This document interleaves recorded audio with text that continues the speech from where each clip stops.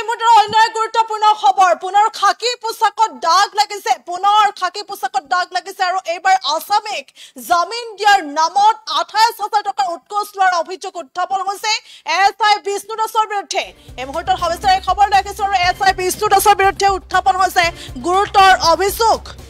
আৰু পুনৰ খাকী পোছাকত দাগ লাগিছে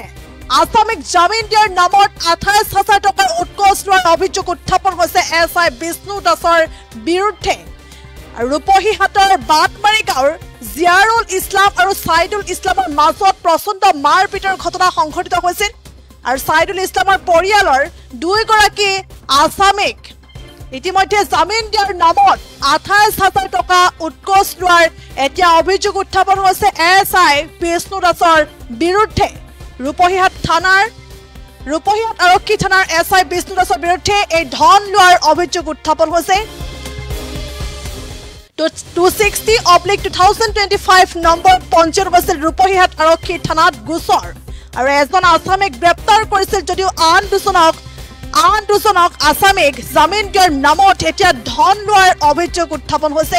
আৰু এই ধন লোৱাৰ অভিযোগ উত্থাপন হৈছে এছআই বিষ্ণু দাসৰ বিৰুদ্ধে পুনৰ উল্লেখ কৰিছো এক গুৰুত্বপূৰ্ণ খবৰ পুনৰ খাকী পোছাকত দাগ লাগিছে পুনৰ খাকী পোছাকত এইবাৰ দাগ লগাইছে এগৰাকী আৰক্ষী বিষয়াৰ বিৰুদ্ধে উত্থাপন হৈছে এই ভয়ংকৰ অভিযোগ এগৰাকী আৰক্ষী বিষয়া বিষ্ণু দাসৰ বিৰুদ্ধে ভয়ংকৰ অভিযোগ উত্থাপন হৈছে ২৮,০০০ টকা লোৱাৰ অভিযোগ উত্থাপন হৈছে আৰু একমাত্ৰ জামিন দিয়াৰ নামতে ২৮,০০০ টকা লোৱাৰ অভিযোগ উত্থাপন হৈছে এছআই বিষ্ণু দাসৰ বিৰুদ্ধে আৰু উল্লেখ কৰিব লাগিব যে ৰূপহীহাটৰ বাটমাৰী গাঁৱৰ জিয়াৰুল ইছলাম আৰু সাইদুল ইছলামৰ মাজত সংঘটিত হৈছিল প্ৰচণ্ড মাৰপিটৰ ঘটনা আৰু সাইদুল ইছলামৰ পৰিয়ালৰ দুগৰাকী আসামিক জামিন দিয়াৰ নামতেই ২৮,০০০ টকা লোৱাৰ অভিযোগ এতিয়া উত্থাপন হৈছে এছআই বিষ্ণু দাসৰ বিৰুদ্ধে ৰূপহীহাট থানাত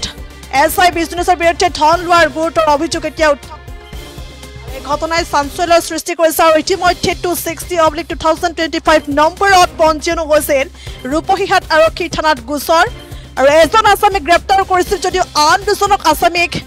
জামিন দিয়াৰ নামত এই ধন লোৱাৰ গুৰুতৰ অভিযোগ এতিয়া উত্থাপন হৈছে এছআই বিষ্ণু দাসৰ বিৰুদ্ধে আৰু এইদৰে পুনৰ খাকী পোছাকত দাগ লাগিছে আৰু এইবাৰ খাকী পোছাকত দাগ লগোৱাৰ অভিযোগ উত্থাপন হৈছে এগৰাকী আৰক্ষী বিষয়াৰ বিৰুদ্ধে এই মুহূৰ্তত কিছু মন্তব্য আছে আগবঢ়াইছো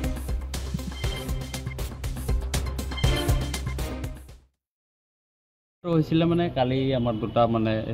আমাৰ এটা কাজিয়া হৈছিলে বাটমাৰী গাঁৱৰ আমাৰ বিন্দু আমাৰ ভাইটোৰ লগত সিহঁতৰ ঘৰৰ পৰিয়ালৰ মানুহ কাজিয়া হৈছিলে হোৱাৰ পিছত মানে সিহঁতে কেছ দিছে দিয়াৰ পিছত মানে কেছটো কি কৰিছে আমাৰ বিন্দুক ধৰি আনিছে ধৰি অনাৰ পিছত এইটো চালান দিছে বুলি চালান দি ৰিমাইণ্ডত আনিছে সিহঁতে আনাৰ পিছত এতিয়া মই কালি আহিছোঁ মই শুনিছোঁ পিছত মই কালি আহিছোঁ মানুহটো আহি মই সুধিছোঁ কি কয় এইটো বিষ্ণু ছাৰক সুধিছোঁ এইটো কি কৰা যাব বিল ল'ব পৰা যাবনে নাই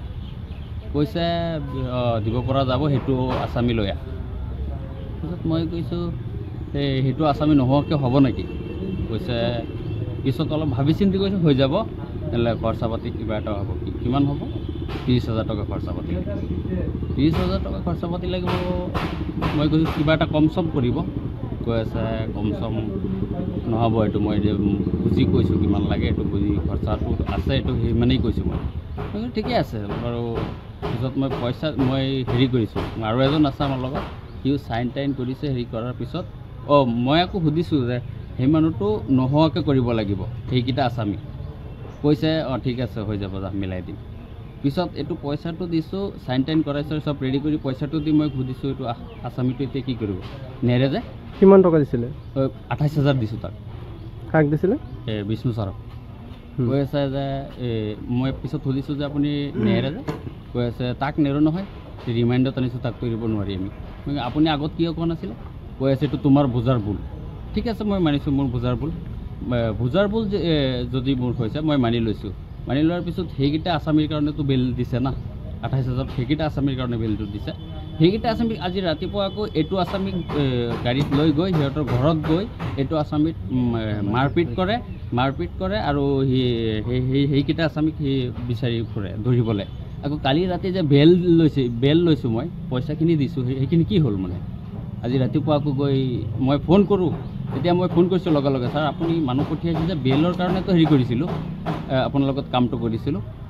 কথাটো পাতিছিলোঁ, তেনে আপুনি কিয় মানুহ পঠিয়াইছে? কয় মই এইবিলাক নাজানো, ফোনটো কাটি দিছে কৈ। পিছত আকৌ মাৰিছে, ফোনটো কাটি দিছে মোক। টকাটো আপুনি দিছিলে? অঁ মই দিছোঁ। মইতো ধৰক পইচা দিছোঁ। এতিয়া যদি আপুনি মোক সোধে যে পইচাটো দিছে কিবা চবুত আছে নেকি? 28,000 টকা দিছোঁ। 30,000 কৈছে, 28,000 দিছোঁ। পিছত আপুনি যেতিয়া যিকোনো খবৰৰ বাবে যোগাযোগ কৰক 7099017330 লগতে 7099017110 নম্বৰত।